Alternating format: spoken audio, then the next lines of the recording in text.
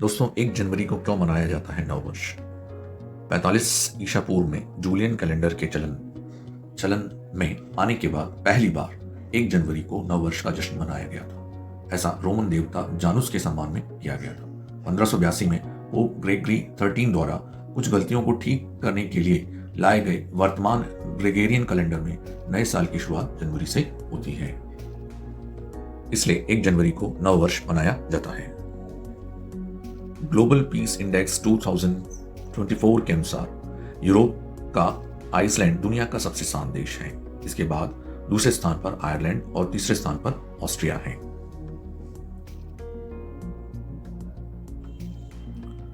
Association for democratic reforms की ताजा report के अनुसार 931.83 करोड़ की संपत्ति के साथ आंध्र प्रदेश के मुख्यमंत्री एन चंद्रबाबू नायडू देश के सबसे अमीर मुख्यमंत्री हैं।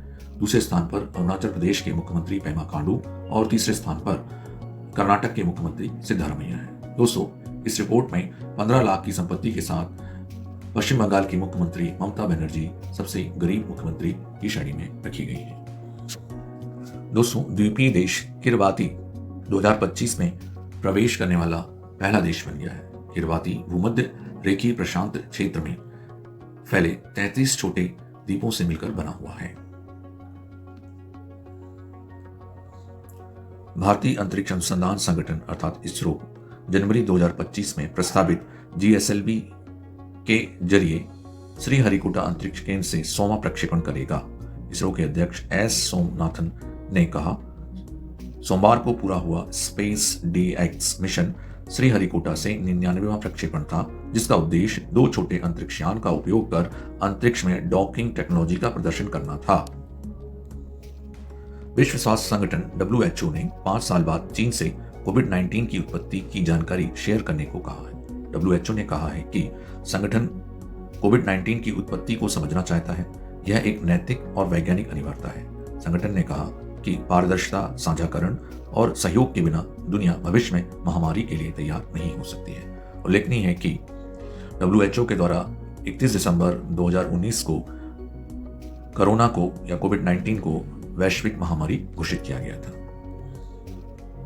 केंद्र सरकार ने वायनाड केरल में हुए भूस्खलन को आधिकारिक तौर पर गंभीर प्राकृतिक आपदा घोषित कर दिया है। सरकार की इस घोषणा से SDRF से मिलने वाली शुरुआती सहायता के अलावा NDRF से और अधिक वित्तीय सहायता मिलने का रास्ता साफ हो गया है। उल्लेखनीय है कि वायनाड में जुलाई 2024 में हुए भूस्खलन में 200 से अधिक लोगों की मौत हुई थी।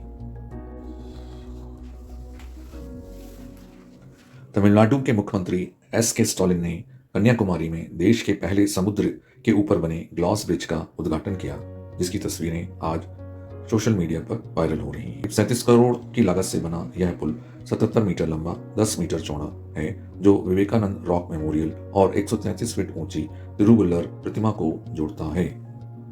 भारतीय तेज गेंदबाज जसप्रीत बुमराह को फोर्ब्स इंडिया मैगजीन के कवर पेज पर जगह दी गई है। कवर पेज पर छपी तस्वीर में जसप्रीत बुमराह हाथ में गेंद लेकर पोज देते हुए नजर आ रहे हैं। गौरतलब है कि ऑस्ट्रेलिया और भारत के बीच चल रही बॉर्डर गावस्कर ट्रॉफी टूर्नामेंट में 5 टेस्टों की सीरीज में बुमराह ने अब तक 30 विकेट लिए हैं।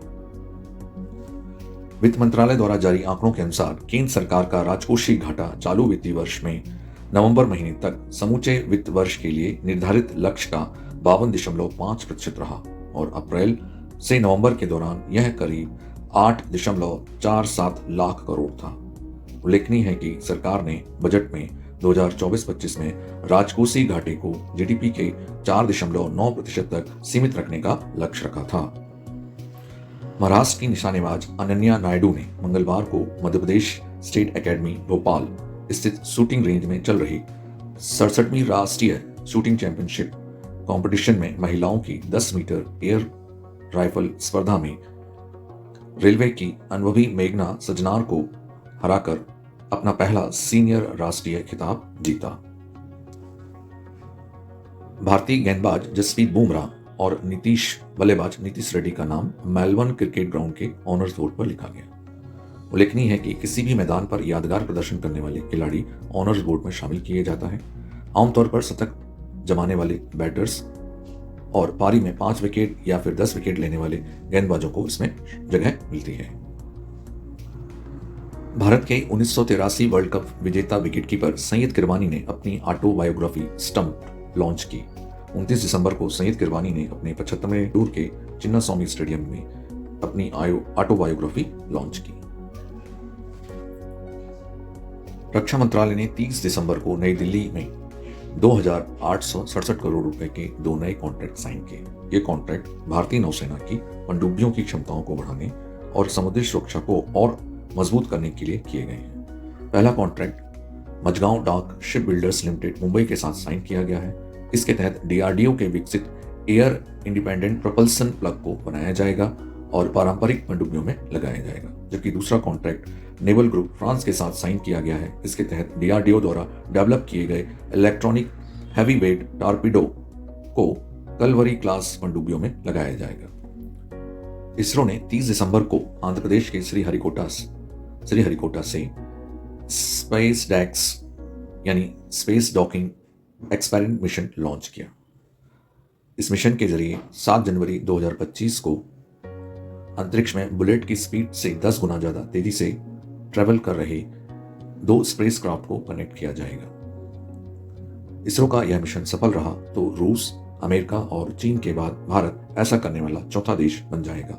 मिशन की कामयाबी पर ही भारत के चंद्रयान 4 मिशन निर्भर है, जिसमें चंद्रमा की मिट्टी के सैंपल पृथ्वी पर लाए जाएंगे। चंद्रयान 4 मिशन को 2028 में लॉन्च किया जा सकता है। एयरलाइंस कंपनियों को 1 अप्रैल 2025 से सभी अंतर्राष्ट्रीय यात्रियों का डेटा कस्टम विभाग को देना होगा। यह नियम भारतीय कस्टम विभाग के एडवांस पैसेंजर इंफॉर्मेशन सिस्टम के तहत लागू किया गया। इसका मकसद विदेश से आने जाने वाले यात्रियों की पहले से पहचान करना और किसी भी तरह की सुरक्षा खतरे को कम करना है। इसके तहत एयरलाइंस को भारत से जाने और आने से 24 घंटे पहले यात्रियों का नाम, passport number, travel route, ticket की जानकारी और दूसरी जरूरी जानकारी भारतीय कस्टम विभाग को भेजनी होगी। यह नियम न मानने पर जुर्माना हो सकता है। नए नियमों के मुताबिक उड़ान से 24 घंटे पहले यात्रियों के मोबाइल नंबर और पैसे भुगतान करने के तरीकों की जानकारी भी देनी होगी।